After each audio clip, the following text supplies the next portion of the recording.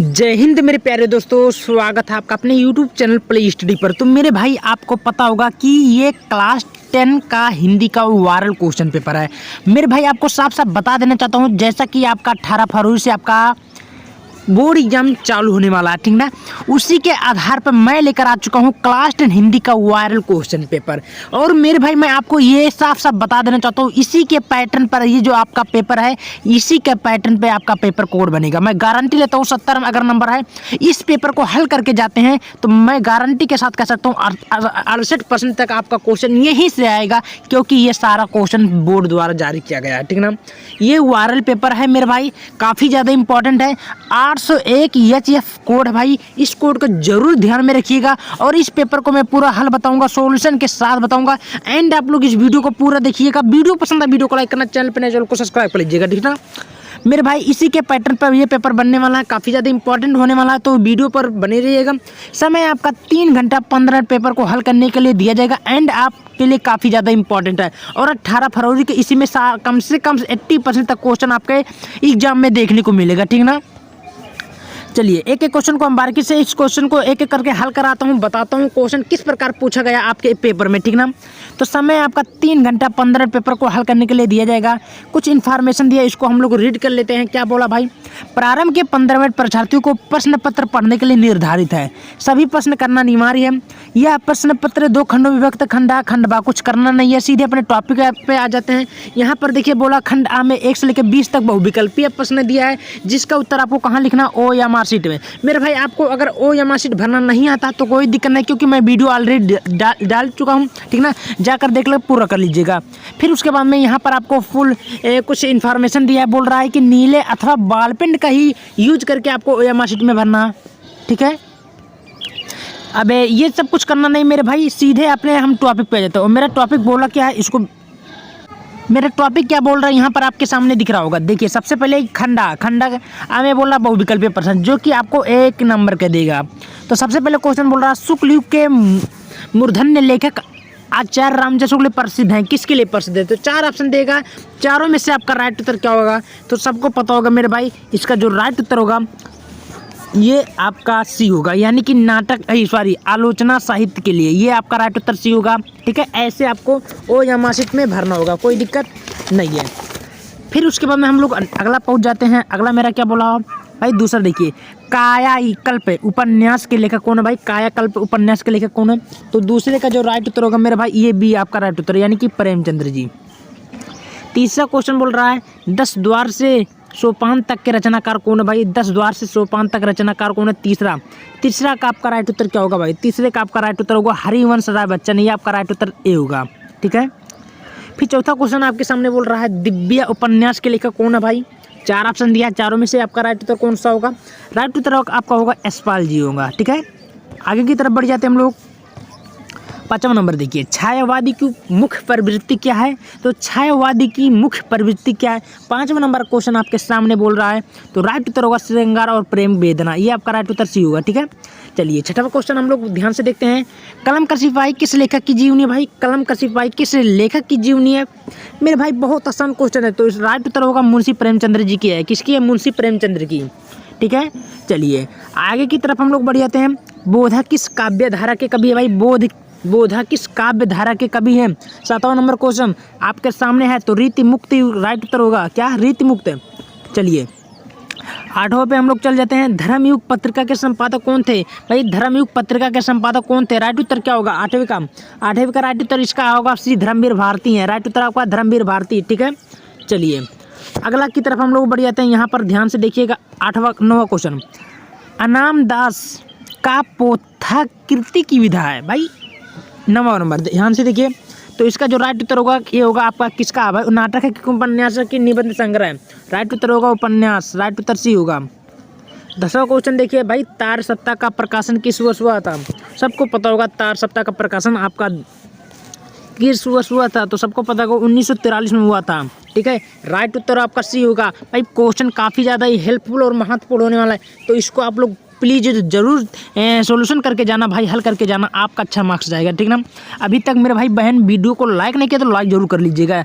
आगे की तरफ हम लोग बढ़ जाते हैं। यहाँ पर देखिए 11वां, निर्वेद अस्थाई भाव क्या भाई, निर्वेद अस्थाई भाव क्या, जल्दी से बताइए, निर्वेद अस्थाई भाव क्या मेरे भाई, जल्दी से बताइए। इसका जो राइट उत्तर होगा आपके सामने है, शांत रस होगा, राइट उत्तर शांत रस होगा। प्रिय स्टूडेंट आगे की तरफ हम लोग बढ़ जाते हैं। 12वां नंबर ध्यानपूर्वक देखिए, पीपर पात सरिस मंडोला में अलंकार कौन सा है भाई। यहाँ पर देखिए काफ़ी ज़्यादा ये अलंकार आपने देखा होगा, छंद में देखा होगा, अलंकार में देखा होगा। कौन सा अलंकार है, पीपर पात सरिस मंडोला में अलंकार है। प्रिय स्टूडेंट जल्दी बताइए, राइट उत्तर आपका होगा उपमा अलंकार। आपने पढ़ा होगा उपमा अलंकार का क्या है, एक प्रकार का उदाहरण है, राइट। आगे की तरफ हम लोग बढ़ जाते हैं। 13वां देखिए, रोला छंद में कुल कितना चरण होते हैं भाई, रोला छंद में कुल कितना चरण होते हैं सबको पता होगा। राइट उत्तर आपके सामने क्या होगा भाई, डी, 4 चरण होते हैं, 4 लाइन होले, चरण मतलब होता लाइन, ठीक है ना। चलिए आगे क्वेश्चन आपके सामने बोल रहा है भाई, आगमन में किस उपसर्ग का प्रयोग हुआ था भाई, आगमन में किस उपसर्ग का प्रयोग होता, जल्दी बताइए। 14वां नंबर क्वेश्चन, राइट उत्तर आपका होगा डी, क्या होगा, आ अपराग मंत्रा, ये आपका राइट उत्तर होगा, समझ में आ रही है। 15वां नंबर क्वेश्चन बोल रहा है, मनोज किसका पर्यायवाची है भाई, मनोज किसका पर्यायवाची है, जल्दी बताइए। 15वां का राइट उत्तर आपके सामने है, 15वां का सी आपका, यानी कि कमल जो है मनोज का पर्यायवाची शब्द है, क्लियर। 16वां नंबर क्वेश्चन आपके सामने बोल रहा है, नीलांबर, नीलांबर में कौन सा समास है, जल्दी बताइए। नीलांबर में कौन सा समास है, तो भाई सबको पता होगा कि एक कर्मधारय समास है, राइट उत्तर आपका सी होगा। देखिए मेरे भाई आपने लगाया ज़्यादा, उत्तर किसका होगा, सी और डी राइट उत्तर होगा, ठीक है ना। एक तुक्का भी मार सकते हैं आप लोग अगर नहीं आ रहा तो। 17 नंबर पे भाई जल्दी बताइए, आम का तत्सम शब्द है, आम का तत्सम शब्द क्या भाई, जल्दी बताइए। 17वां का भी आपका राइट उत्तर होगा आम्र, ये आपका राइट उत्तर भी होगा। कृतवाच्य में प्रधानता होती है, कृतवाच्य में प्रधानता होती है। 18वां के मेरे भाई जल्दी बताइए। 18वां का ए आपका राइट उत्तर होगा कर्ता हो की, किसकी होगी, कर्ता की, क्लियर होगा। चलिए 19 नंबर क्वेश्चन बोल रहा है, तेसु शब्द में वचन और विभक्ति है भाई, तेसु शब्द में विभक्त और वचन है। 19 नंबर क्वेश्चन आपके सामने बोल रहा है, जल्दी बताइए। राइट उत्तर होगा बी, किसका होगा, सप्तमी विभक्ति एक वचन आपका राइट उत्तर होगा, ठीक है।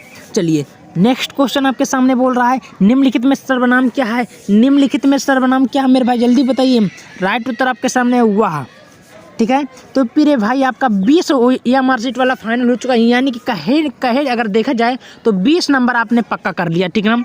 तो अभी तक वीडियो को लाइक नहीं किया तो मेरे भाई लाइक जरूर करें, सब्सक्राइब भी कर लीजिएगा, क्योंकि मज़ेदार टॉपिक अभी तो बच्चा होने वाला है, क्योंकि 50 नंबर आपका यहीं पर मिलने वाला है, ठीक ना। चलिए तो यहाँ पर आपके सामने बोल रहा खंड वर्णनात्मक प्रश्न। अब यहाँ पर देखेंगे भाई, ये आपका 6 नंबर का पूछता है भाई, 2 नंबर का आपका संदर्भ पूछेगा, 2 नंबर का आपका व्याख्या पूछेगा, 2 नंबर का आपका क्वेश्चन बोलेगा, टोटल हुआ 6 नंबर। इसको कैसे फाइनल करेंगे चलिए देखते हैं। यहाँ पर देखिए, निम्नलिखित गद्यांश पर आधारित दिए गए प्रश्नों को उत्तर दीजिए। बुद्ध के इस जन्म की घटनाएं तो इन चित्रित कथाओं में ही है, तो यहाँ पर कुछ करना नहीं है, आपको ओनली फॉर रेखांकित अंश की व्याख्या करना। किसका करना मेरे भाई जल्दी बताइए। रेखांकित कहे कि मतलब है कि जेकर जितना रेखा खींचा उतना केवल आपको व्याख्या करना होगा, तो यहाँ से लेकर आपको यहाँ तक इसका व्याख्या करना, और कुछ करना नहीं है। चलो वो भी देख लेते हैं। उपयुक्त गद्यांश पर संदर्भ लिखना होगा, रेखांकित अंश की व्याख्या बोलना, फिर वो क्वेश्चन बोला, तो आप लोग हल कर लीजिएगा।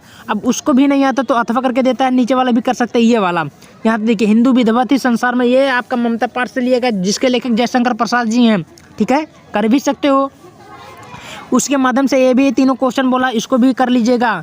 फिर आपके सामने यहाँ पर ध्यानपूर्वक देखिए मेरे भाई, दूसरा नंबर दिए गए पद्यांश में आधारित प्रश्न 3 प्रश्नों को उत्तर दीजिए। 3 प्रश्नों को उत्तर देना होगा। तो सुनी सुंदर बैन सुधार सजाने सयानी है जानकी जानी भली, और तिरछे करी नयन उद्देश्य तिन्ने समुझाई कछु मुस्काई चली। तो इसका भी वही पूछा है, संदर्भ प्रसंग व्याख्या आप लोग प्लीज कर लीजिएगा। फिर अथवा करके आपके सामने देता है, सच्चा प्रेम वही है जिसकी तृप्ति आत्मबली पर हो, तो ये आप लोग तो खुद करना है, कर लीजिएगा। फिर तीसरा क्वेश्चन आपके सामने बोल रहा है, निम्नलिखित संस्कृत गद्यांश में किसी एक का संदर्भ हिंदी में अनुवाद करें। मेरे भाई यहाँ पर देखिए, अनुवाद करना हिंदी में देखा जाए, अत्र अनेका आचार्य, यानी कि अत्र अनेका, यानी कि अत्र माने यहाँ होता, यहाँ अनेक आचार्य मूर्धन्य विद्वान वैदिक कुछ उठ अध्यापन और अध्यापन में लगे हैं। तो इसका आप तो पता होगा कहाँ से लिया गया है, वाराणसी पाठ से लिया गया भाई, वाराणसी पाठ से लिया गया। अथवा करके देता, कर लियो, बहुत आसान क्वेश्चन है।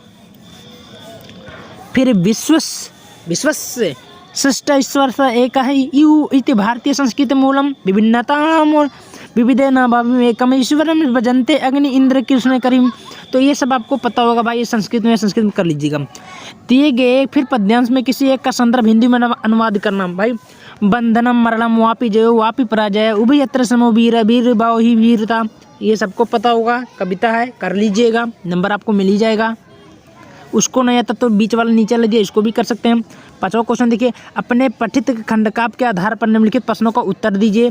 सबको पता होगा, चाहे मुक्ति यज्ञ का लिखो, चाहे मुक्ति दूत का लिखो, चाहे ज्योति जवाहर का लिखो, चाहे मेवाड़ का लिखो, चाहे अग्र पूजा का लिखो, आपको इसी में पूरा का पूरा नंबर मिलने वाला। चाहे कड़ी का लिखो, जिस वाइज आपका जिला है उसी वाइज आप लोग तैयार करेंगे, ये आपका 3 नंबर फाइनल है।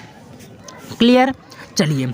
हाँ, उसके बाद ये आपको तुमुल पर लिखना हो, तुमुल पर लिखिए, जो आपका मर्जी करे उसी पे लिखो। 6वां क्वेश्चन आपके सामने बोल रहा है, दिए गए लेखकों में किसी एक लेखक का जीवन परिचय देते हुए उनकी प्रमुख रचनाओं का उल्लेख करें। भाई जीवन परिचय लिखना होगा।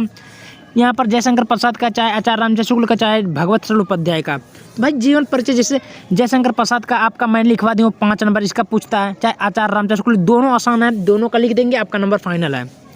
फिर खा देखिए, निम्नलिखित कवियों में किसी एक कवि का जीवन परिचय देते हुए उनकी प्रमुख रचनाओं का उल्लेख करें। भाई महाकवि सूरदास का लिखे, चाहे सुमित्रानंदन पंत का लिखे, चाहे बिहारी लाल का, तीनों आसान है, मैं ऑलरेडी लिखवा चुका हूँ, जाकर देख लीजिएगा। फिर आपके सामने यहाँ पर देखिए क्या बोल रहा भाई, अपने पाठ्य पुस्तक में कंठस्थ कोई श्लोक लिखिए जो पेपर में ना आया हो। भाई कविता लिखना है, कविता लिखना, श्लोक लिखना जो पेपर में ना आया हो। उसके बाद अथवा क्वेश्चन बोल रहा है, निम्नलिखित में किन्हीं 2 प्रश्नों को उत्तर दीजिए संस्कृत में। 2 प्रश्नों को उत्तर दीजिए, जैसे गृहे सत मित्रम किम, ओकरे बाद में चंद्रशेखर स्वागिरम का भूत, प्रहेलिका उत्तरम किम आसीत, वाराणसी केसर संगम अस्ति। तो इसका जो प्रश्नों का उत्तर देना आप लोग कर लीजिएगा, बहुत आसान है, 2 नंबर का मिल जाएगा। फिर आपके सामने 9वां नंबर देखिए क्या बोला है, निम्नलिखित विषयों में किसी एक पर निबंध लिख। भाई 7 या 9 नंबर का आपका निबंध आता है, सबको पता होगा। बोल रहा है कि आपको केवल एक ही पर निबंध लिखना होगा। कम से कम आप जब भी निबंध लिखिएगा मेरे भाई, कम से कम 2 पेज में लिखिएगा। निबंध ये जो बोर्ड एग्जाम में आता भाई, निबंध आपको 2 नंबर का 2 पेज में लिखिएगा, तब एडजस्ट होगा। तो पर्यावरण संरक्षण मतलब सुरक्षा पे लिखिए, चाहे साहित्य और समाज पे लिखिए, मेरे प्रिय पुस्तक पे लिखिए, चाहे नारी सशक्तिकरण पे लिखिए, चाहे विज्ञान की उपयोगिता पे लिखिए। इसमें अगर आप लोग निबंध लिखेंगे तो आपका यहाँ पर पूरा मैं बता रहा हूँ गारंटी के साथ 77 नंबर का अगर है तो 68-69 नंबर लाने से कोई भी नहीं रुक पाएगा। अगर जिस प्रकार मैं पूरा हल कराया हूँ उसी प्रकार उसी मन से आप लोग पूरे पेपर को हल करके जाओगे, मैं गारंटी के साथ लिख के कह रहा हूँ भाई, आधा से ज़्यादा क्वेश्चन यहाँ से फंसेगा, और फंसेगा तो समझ लीजिएगा आप लोग टॉपर बन जाओगे, ठीक ना। तो कहीं ना कहीं अच्छा नंबर लाओगे तो भाई बहुत अच्छा रहेगा, ठीक ना। तो मिलते हैं नेक्स्ट वीडियो में, तब तक वीडियो को लाइक करना, चैनल पे नए चैनल को भी सब्सक्राइब कर लीजिएगा। ऐसे आपको सभी सब्जेक्ट का वीडियो मिलता रहेगा धमाका तरीके से, ठीक ना। धन्यवाद।